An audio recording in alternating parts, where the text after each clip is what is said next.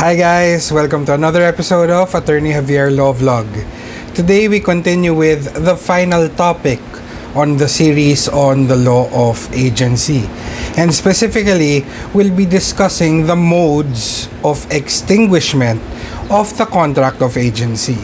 So if you like my videos and you want to see more, please hit the subscribe button. Also, please remember that this is only for educational purposes and is not a substitute for proper legal advice or for studying and understanding the law. As of the moment, we have a raffle giveaway for having reached 25,000 subscribers, and I will be giving away a book on the negotiable instruments law by Attorney Oliver Cachapero Jr. So if you want to join that raffle to get that free book, please look for the raffle video and join by placing a comment thereon.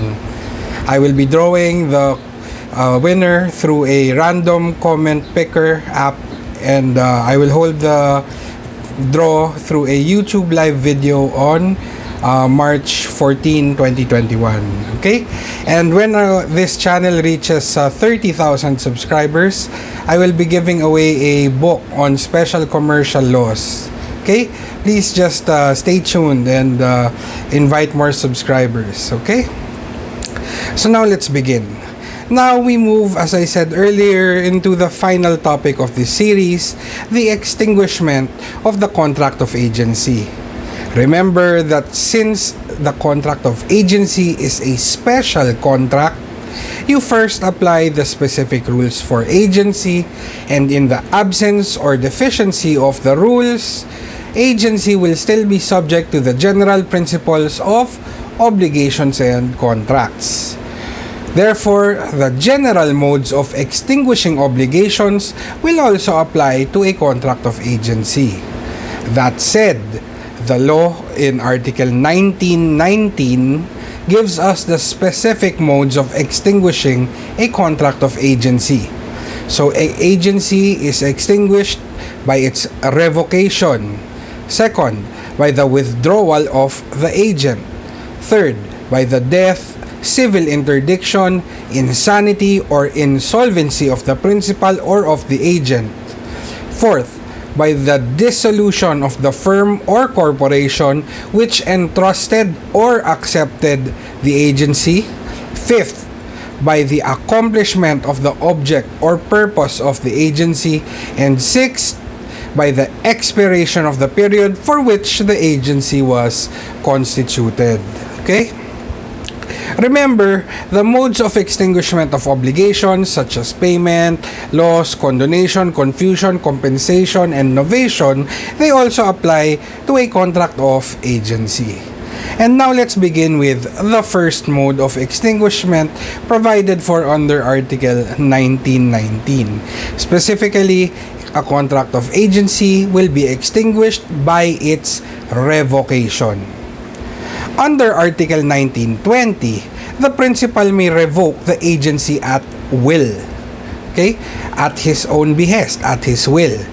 The principal may revoke the agency at will and compel the agent to return the document evidencing the agency, meaning the GPA or the SPA, as the case may be.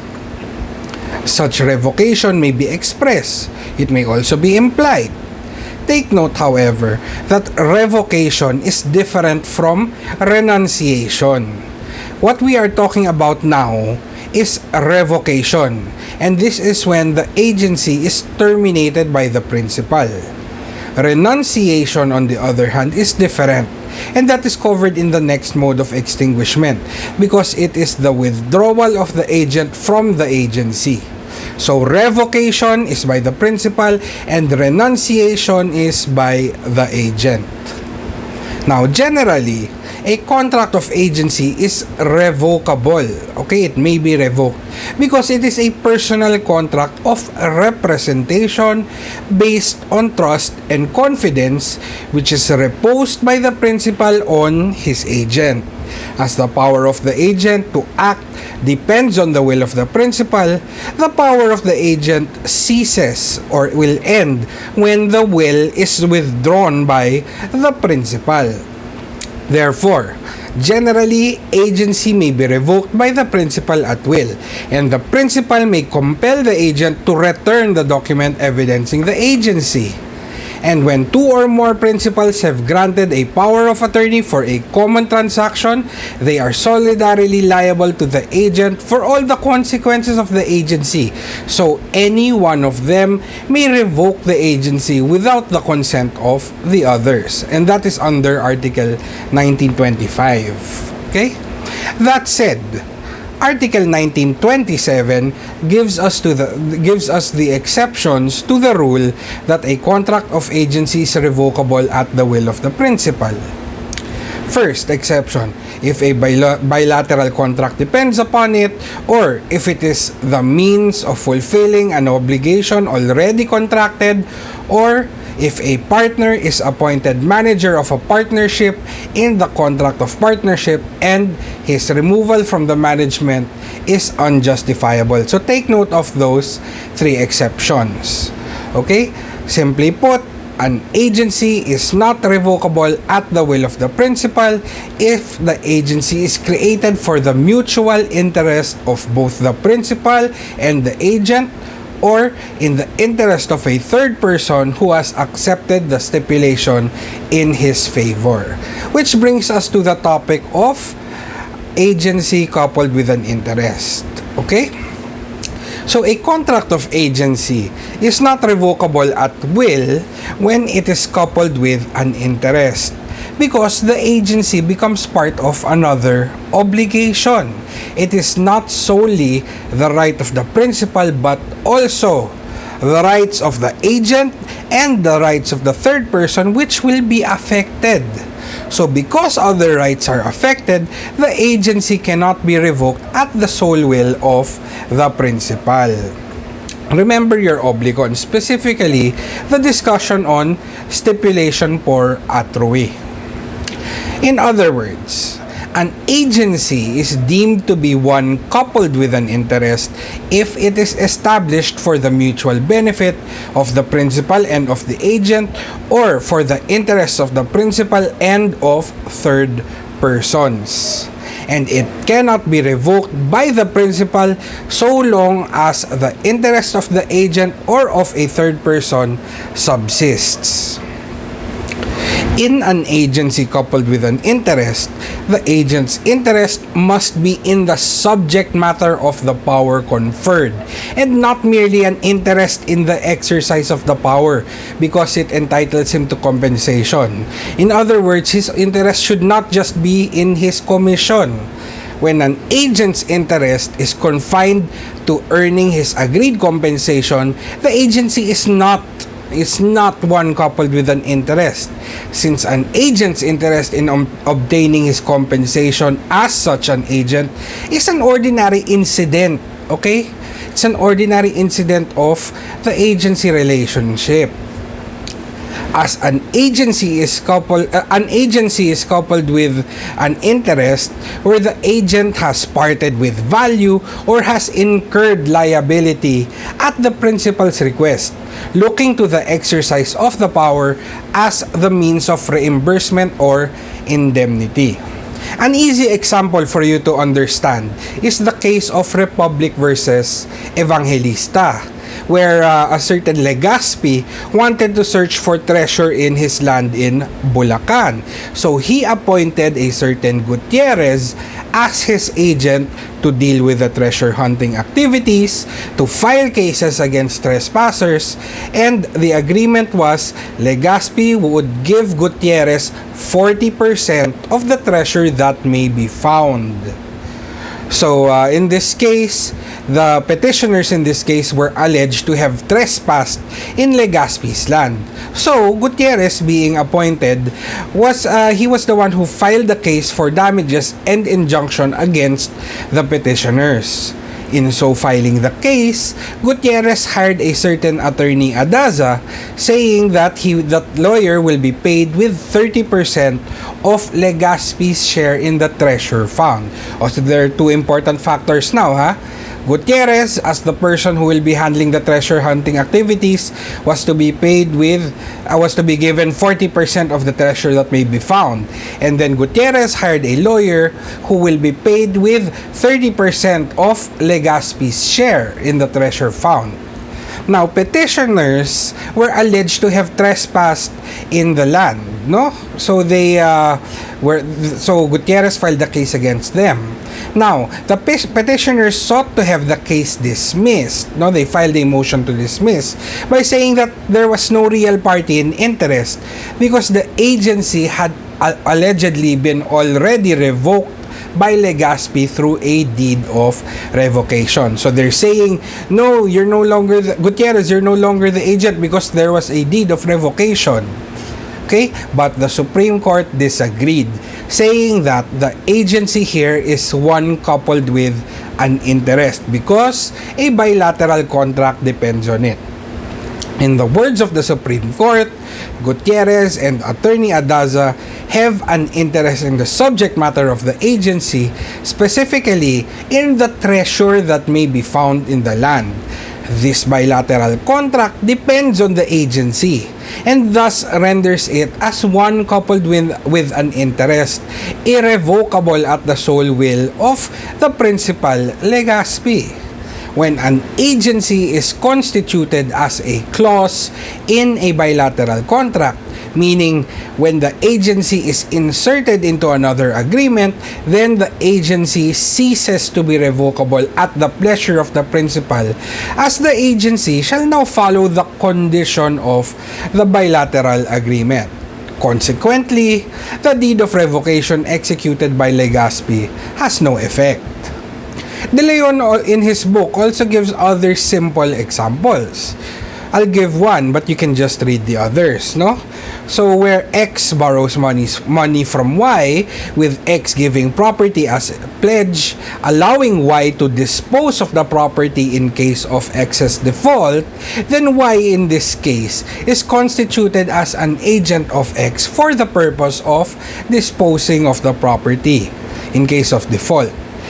And here we have an agency coupled with an interest, and therefore it is not revocable at the will of X. Okay? Now, the principal may revoke the agency expressly or impliedly. Express revocation is easy enough. So let's talk about implied revocation. An agency is deemed revoked first under Article 1923, when a new agent is appointed for the same business or transaction, then the previous agency is revoked from the day on which notice was given to the former agent. So this article requires that there is an incompatibility in the business to be done by the old and the newly appointed agent. But take note that the revocation will only become effective when it is communicated to the old agent. Next, under Article 1924, if the principal directly manages the business entrusted to the agent dealing directly with third persons. Of course, because in this case, there would no longer be any basis for the representation, since the principal is already doing the work himself, which the agent was supposed to be doing, unless, of course, it's the intention of the principal that he and the agent be working together. Okay, so take note, if the principal directly manages the business in order to avoid paying the agent his commission, then the revocation will be deemed to have been made in bad faith, in which case the agent can still claim his commission. Okay, so the principal should not use this ground to evade the rightful paying of the agent's commission. Next, under Article 1926, a general power of attorney is revoked by a special one granted to another agent as regards the special matter involved in the latter. Just remember this key phrase. A specific power naturally prevails over a general power. Again, a specific power naturally prevails over a general power. So, SPA over GPA. So, how does the principal go about the revocation? As between the principal and the agent, of course, the agent must be notified in order for the revocation to be effective. But as between the principal and third persons, the following are the rules. Under Article 1921, if the agency has been entrusted for the purpose of contracting with specified persons, specific persons, then its revocation shall not prejudice those specific persons if they were not given notice. Okay, they will not be affected, they will not be prejudiced if they were not given notice. Since the principal has made third persons to believe that the agent is authorized, then these third persons have a right to presume that the representation continues to exist until it has been revoked through a notice given by the principal. Okay, so in this case, the principal must give notice personally. But under Article 1922, if the agent had general powers, revocation of the agency does not prejudice third persons who had acted in good faith and without knowledge of the revocation. In this case, notice of the revocation in a newspaper of general circulation is a sufficient warning to third persons because publication constitutes notice to the whole world. Okay, in this case, under 1922, it's not notice to specified persons, but notice to the whole world. So in this case, of course, the principal may still give notice personally, but publication will be sufficient. Finally, still on this topic, you have to distinguish the principal's power to revoke from the principal's right to revoke the agency. When the principal may have the power to revoke the agency at any time, subject of course to exceptions, in case the principal revokes the agency when he does not have the right to do so and therefore wrongfully discharges the agent, then of course the principal will be liable for damages. Okay? Now let's move on to the next mode of extinguishment of the contract of agency, which is by the withdrawal of the agent. So earlier I mentioned that the revocation refers to the action of the principal in terminating the agency, and we discussed that earlier, no? Renunciation is our topic right now, and renunciation refers to the act of the agent in withdrawing from the agency. Just as the principal may generally revoke the agency at will, the agent may likewise withdraw from the agency at any time, whether the agency is gratuitous or for compensation, because remember that an agency is an obligation to do. Okay? And if the agent refuses to perform the services, he cannot be compelled to do so without violating the constitutional prohibition against involuntary servitude. The remedy, therefore, is an action for damages. So, Article 1928 says that the agent may withdraw from the agency by giving due notice to the principal. Okay? All he has to do is give notice. Now, if the principal should suffer any damage by reason of the withdrawal, the agent must indemnify him therefore, unless, of course, the agent should base his withdrawal upon the impossibility of continuing the performance of the agency without grave detriment to himself. So it is clear that the agent is liable for damages to the principal in case of the agent's unjustified withdrawal. But if the agent's withdrawal is for just cause or valid reason, such as the impossibility of continuing the agency without grave detriment to himself, or even due to a fortuitous event, then the agent will not be held liable. Because while the agent is forbidden to prefer his interests over those of the principal under Article 1889, the agent is not required to sacrifice his own interest just to serve the principal. Okay? So take note, the thing to be avoided by the agent is grave detriment to himself. Take note that under Article 1929, the agent, even if he should withdraw from the agency for a valid reason, must continue to act until the principal has had reasonable opportunity to take the necessary steps to meet the situation, such as, let's say, the appointment of a new agent. Okay? So, on to the next mode of extinguishment of the contract of agency, which is by the death, civil interdiction, insanity, or insolvency of either the principal or of the agent. Now, by the very reason of the relationship, by the very nature of the relationship between the principal and the agent, a contract of agency is extinguished by the death of the principal or the agent. Since the essence of agency is representation, there is no one to be represented in the case the principal dies. And there is no one to do the representing if the agent dies. So, of course, the contract of agency will be extinguished.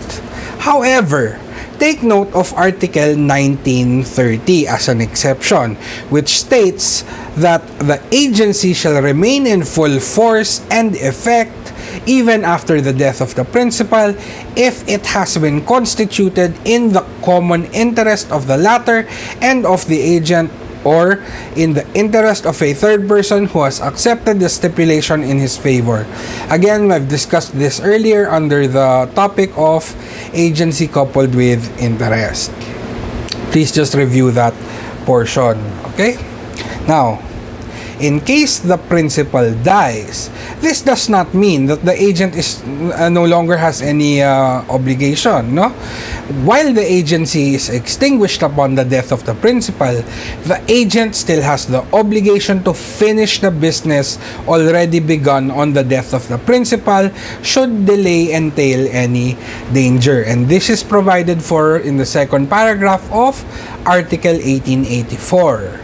Moreover, the death of the principal does not prejudice third persons who have dealt with the agent in good faith without the required notice of revocation, as I earlier discussed in Articles 1921 and 1922. These third persons will be protected where the agent acted without the knowledge of the death of the principal or of any other cause which extinguishes the agency. As Article 1931 says, anything done by the agent without knowledge of the death of the principal or of any other cause which extinguishes the agency is valid and shall be fully effective with respect to third persons who may have contracted with him in good faith. Take note that Article 1931 requires, in order for the obligation with the third person to be valid, it requires that both the third persons and the agent be in good faith. Okay?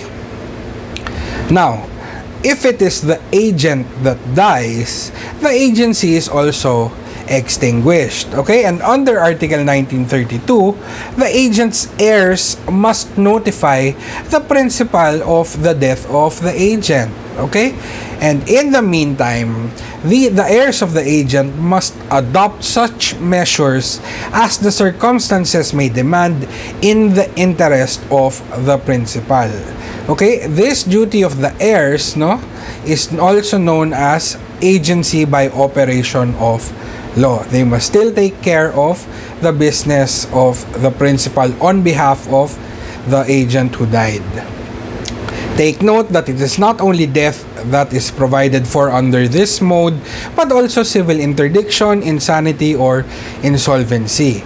Civil interdiction is a form of disqualification which deprives the offender during the period of his sentence of the right to manage his property and dispose of such property by any act or conveyance during his lifetime. Okay? This is usually imposed as a penalty in criminal cases. Insanity extinguishes the agency because it affects one of the essential elements, specifically consent. And insolvency, for practical purposes, dissolves the agency because of the inability to comply with the obligations. No, you have no money to comply with the obligations. No, such as in the case of the principal, he will not be able to comply with the obligations with the third person, as well as the compensation of the agent. Okay, now let's move on to the next mode of extinguishment of agency, which is by the dissolution of the firm or the corporation which entrusted or accepted the agency. Since the juridical existence of the firm or corporation is extinguished in this case, then its termination is synonymous with death. Okay? And the previous discussion on death of the principal or agent will also apply by analogy. Now, the last two modes of extinguishment of the contract of agency are by the accomplishment of the object or purpose of the agency and by the expiration of the period for which the agency was constituted. And these are easy enough to understand. If the object or purpose of the agency has already been accomplished, then there is nothing more to be done. And the same goes for expiration of the period of the contract of agency. The time has lapsed, the expiry date has arrived, and there is no more relationship to speak of. Okay, so to recap, under the law, the contract of agency may be extinguished first, of course, by the normal modes of extinguishment of ordinary contracts, but further under Article 1919, a contract of agency may be extinguished by its revocation, by the withdrawal of the agent, by the death, civil interdiction, insanity, or insolvency of the principal or of the agent, by the dissolution of the firm or corporation which entrusted or accepted the agency, by the accomplishment of the object or purpose of the agency, and by the expiration of the period for which the agency was constituted. Okay? So that's it for this series on the law of agency. And I hope you may have picked up a thing or two. I hope to see you next time. See you soon, guys. Bye.